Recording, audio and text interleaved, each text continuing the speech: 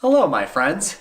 Mr. Evan here. I am so excited to see you again this week. I hope you're all doing well. And I'm so excited to welcome you to another edition of Storytime here at the Colorado Railroad Museum. But I have a question for you. Do any of you have a pet? It could be a cat, a dog, or maybe something else. But my question for you is, do you have a pet train? Well, this week's book, How to Train a Train, is going to show you how to have your very own pet train. And this book is written by Jason Carter Eaton. Let's get started. So, you want a pet train? Well, of course you do. Trains make awesome pets. They are fun, playful, and extremely useful. Lucky for you. This handy guidebook contains everything you need to know to choose, track, and train your very own pet train. Are you ready? Then let's head out and find some trains. Different trains live in different places. Freight trains live in the countryside and travel in herds, while monorail trains live in the city and they travel alone. Early steam engines pretty much just sit in museums. Have you decided what sort of train you'd like? Great! Now you need to catch one. There are lots of ways to catch a train. Some people will corner it. Others might use a big net to trap it. Still, others will run the track into quicksand. True, all of these methods work, but I'm going to show you the very best way to catch a train. First, you must get up very early in the morning and find a good hiding spot close to some trains. Now the hard part. You must sit quietly and wait and wait and wait some more. And as the sun rises, the trains will begin to stir and start their engines. Watch them work and play.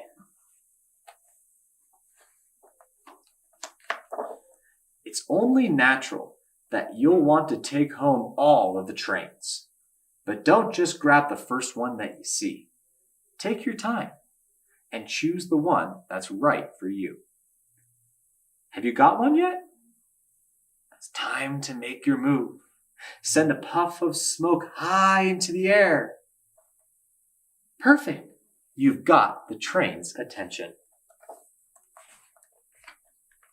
If you brought any coal with you, now would be the time to offer it.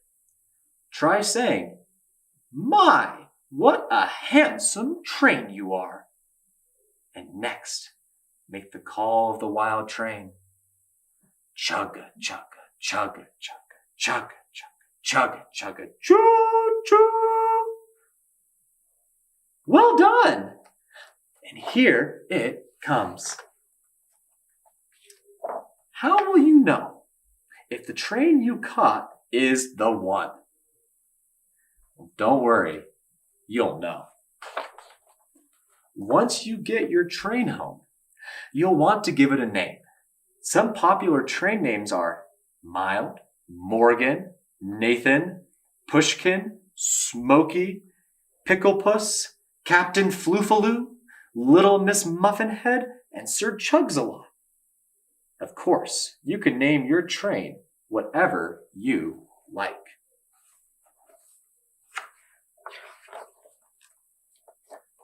Don't worry. If it seems shy at first, a train needs time to adjust to its new surroundings.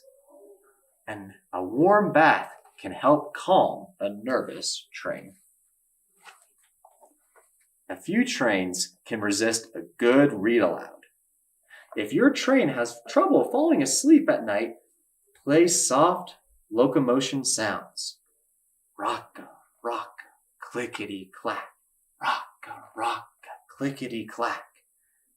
And this is an old conductor's trick that'll give your train good dreams. Spend as much time as you can getting to know your train. Does it prefer going fast or slow? Does it like to fetch? How does it feel about tunnels and bridges? Do you want to teach your train a few tricks? Easy as pie. Start with a simple trick, then move on to something a bit harder. By now, your train should be willing to let you go for a ride. But start out slow. Try riding in the caboose first. Trains are very particular about who sits in the engineer's car. Good manners are important. Train your train not to leap up on people and to always wipe its wheels before going indoors. Of course, your train can't go everywhere with you.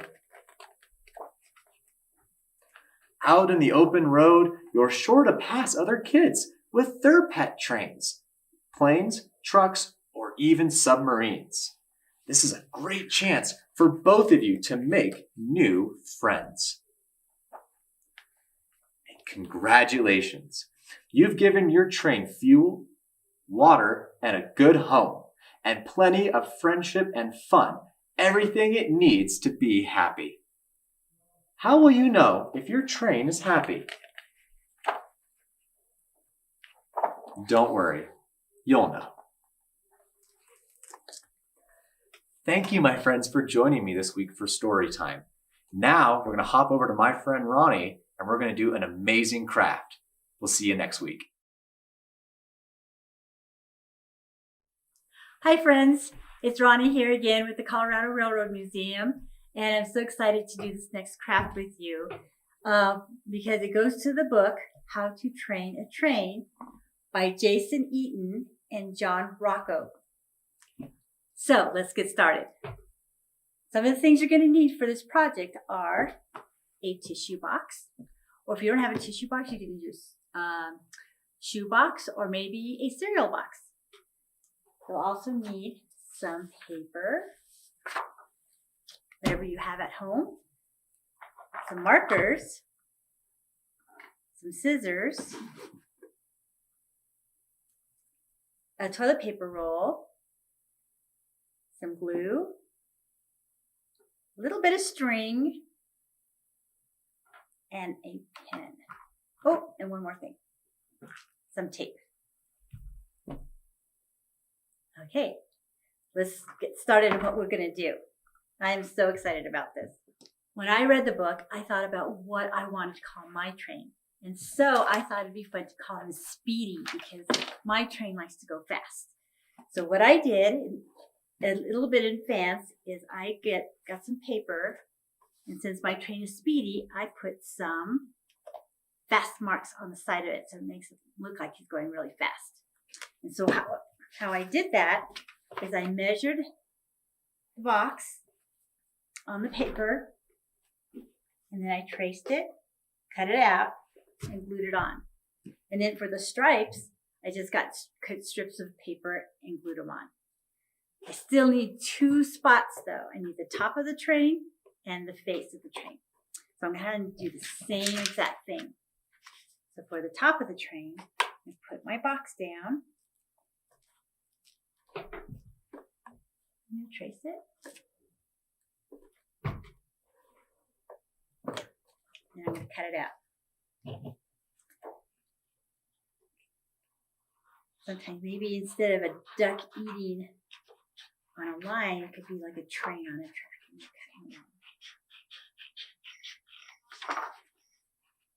Watch your fingers.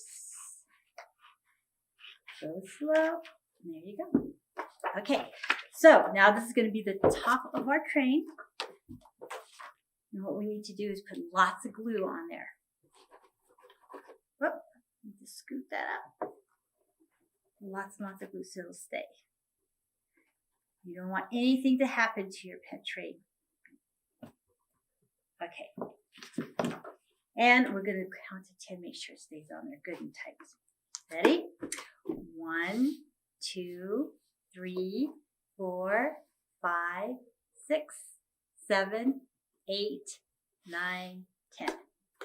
It stayed. Okay, next thing we want to do is we want to put the face on it. That's the back end. Put the face on it. So we're going to put it on there. I'm going to trace it.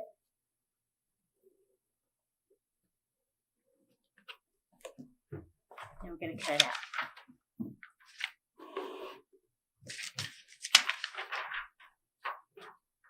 Again, we're watching your fingers.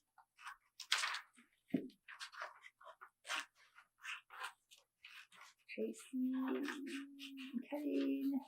Again, we're going to put some glue on the front. Lots and lots of it, so it'll stay on.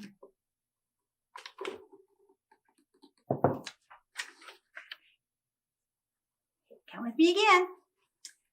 1, 2, 3, 4, 5, 6, 7, 8, 9, 10. Yep, nice and stuck. Okay, so now that we have our face on there, we are going to, I have an extra piece of paper to make it look like he has a little more like a mouth or something. So I'm going to glue that on there. I try to use as much paper on a project as I can so that I'm not wasting anything.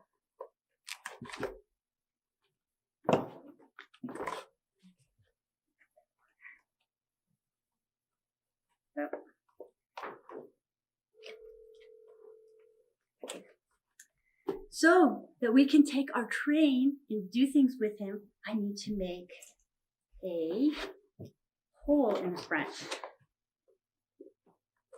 There we go. And that's going to be a surprise because that's where our string goes. So we're going to flip him over. We're going to feed him some string through the little hole. Oh, now I got all knotted. Okay. Now I put a little bit of tape at the end so to make it easier to go through. Get it through the inside, and then we're going to knot it over here. That way you can see where it's going to be, and it's going to be nice and tight. And you won't lose your pet train. One more. There you go. Now you have your leash for your pet train. Now that you have your leash on, we're going to make a face. Now, because my train is speedy, I want to make sure that he has big eyes so he can see where he's going. So we're going to 1, 2. I hope he's not a little train who likes to get in trouble. I don't know, he likes to go fast, so it makes me wonder. So now I have his big eyes, so you can see. I have a tiny little nose that I'm going to make a circle around here where the string is, and I'm going to make a great big smile. Because you know what? He likes going fast. Can you tell? And the last part of our train that we need to add is the smokestack. So you can make it any color you want. I made mine black because smoke gets everything black. And so if it's already black, I don't have to worry about cleaning it. So there's my smokestack. I'm going to put it right up here. And with your tape, I'm going to tape it over.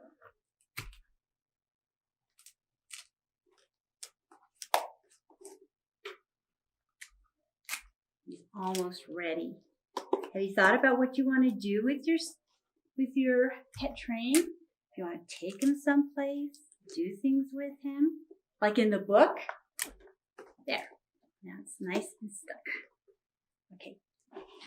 So I think I have everything. And here's our train, our pet train. Now, some of the things that we could do with our pet train that was mentioned in the book is maybe we can run around with him, pull him, and make him go really fast around the house. He looks pretty happy about that. Or maybe you can teach him how to dance, like you do with the dog, except I'm going to hold up a piece of coal. Okay, you can dance. There you go. And you can feed it to him. We had lots of fun today. So thank you for joining us here at the Colorado Railroad Museum and our book, How to Train a Train. And I also wanted to mention, if you can continue to bring in or send in pictures of you doing our crafts or listening to the stories, we really appreciate it. So thank you very much. All right, Speedy, how about you? I'm getting hungry. Want to go get some coal? All right, here we go. There we go. Like, comment, share, and subscribe. Commenting and sharing in particular may qualify as virtual engagements for important funding programs like the SCFD.